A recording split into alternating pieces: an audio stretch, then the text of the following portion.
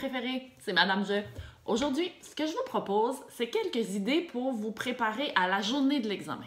Alors d'abord, on va parler d'hygiène de vie, OK? La veille, vous vous couchez de bonne heure. Vous devez être en forme, là, c'est une grosse tâche qui s'en vient. Et vous prenez un beau déjeuner. Pas trop de café, là. Si vous êtes habitué d'en prendre un, là, mais pas trop. Il ne faudrait pas être trop énervé. Puis il ne faudrait pas avoir trop envie de pipi non plus.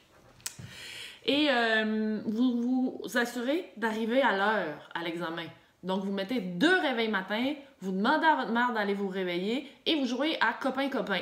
L'été, quand je vais à la plage, des fois, j'entends « copain-copain ». Ce sont les enfants du camp de jour. Et quand ils changent de place, là, pour s'assurer de ne pas perdre d'enfants, ben tous les enfants sont en équipe de 2. Alors, on s'assure de trouver son ami avant de partir pour ne pas perdre d'enfants.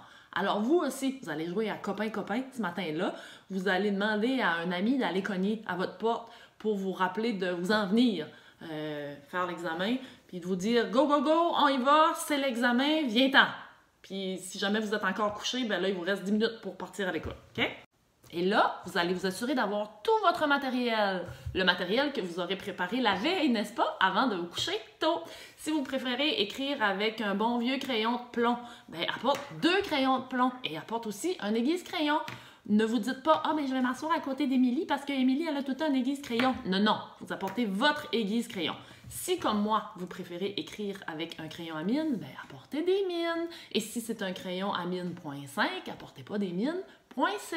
Ça vous prend aussi un stylo bleu ou noir, pas un stylo bleu pâle ou un stylo vert. Et choisissez donc un stylo avec lequel vous aimez écrire, pas le vieux stylo qui traîne dans votre étui à crayon depuis que vous êtes en secondaire 2, là, ni celui avec lequel vous êtes obligé de faire des spirales sans arrêt là, aux 5 minutes là, sur le coin de votre feuille parce qu'il manque d'encre. Un beau stylo que vous aimez. Ah, puis apportez donc 2 stylos, tout d'un coup. Apportez aussi votre gomme à effacer, du ruban correcteur, votre feuille de notes. Vous allez penser à votre feuille de notes, oubliez-la pas. Vous avez droit aussi à un dictionnaire des synonymes, dictionnaire de conjugaison et une grammaire. Ça dépend des écoles, il y en a qui les proposent et il y en a qui vous disent les amener. Alors, ce sera à vous de gérer ça. Donc là, vous avez tout votre matériel, vous avez tout ce qu'il vous faut pour faire l'examen, mais vous n'apportez pas votre cellulaire en classe. On ne veut pas voir ça là, même s'il est éteint, même s'il est dans votre étui, avec la fermeture éclair fermée, même s'il dépasse juste un petit peu de votre poche d'en arrière. Il ne faut pas avoir de cellulaire cette journée-là. Sinon, votre examen est annulé et vous devrez le reprendre en juillet. Alors, même si c'est un réflexe maintenant dans votre vie de traîner votre cellulaire partout, là, vous ne l'apportez pas. Ayez un post-it de coller quelque part pour vous rappeler de ne pas apporter votre téléphone.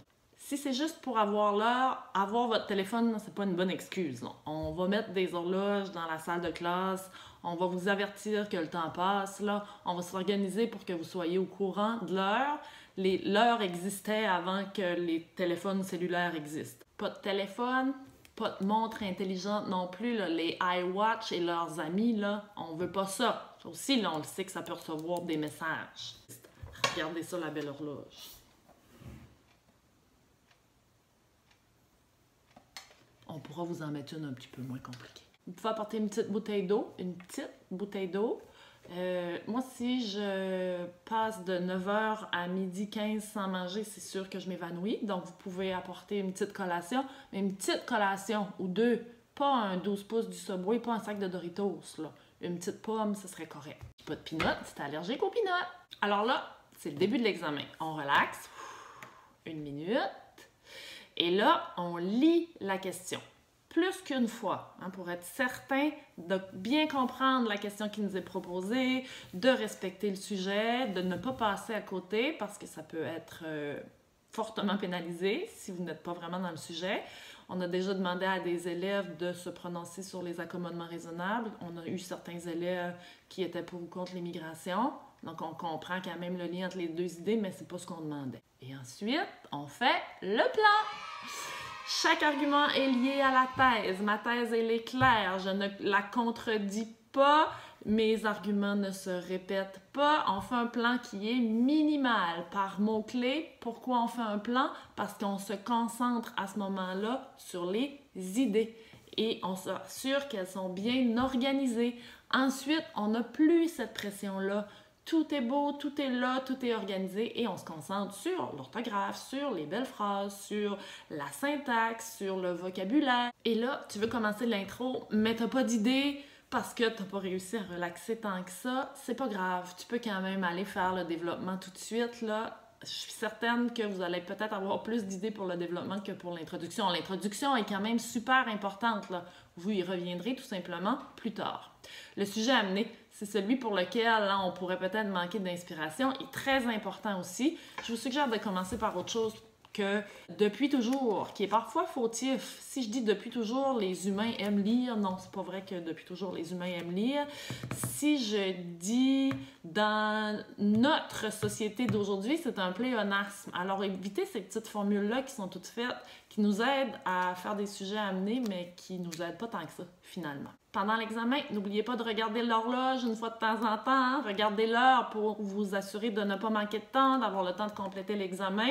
Et une fois que c'est terminé, vous relisez la version finale hein, pour être certain de ne pas y avoir laissé d'erreur. Des fois, on corrige dans notre brouillon puis on oublie de corriger comme il faut dans la version finale. Vous remettez votre copie, vous êtes satisfait, vous êtes content. Allez donc vous gâter puis achetez-vous une slush au dépanneur. Vous avez réussi, je suis fière de vous. Bye!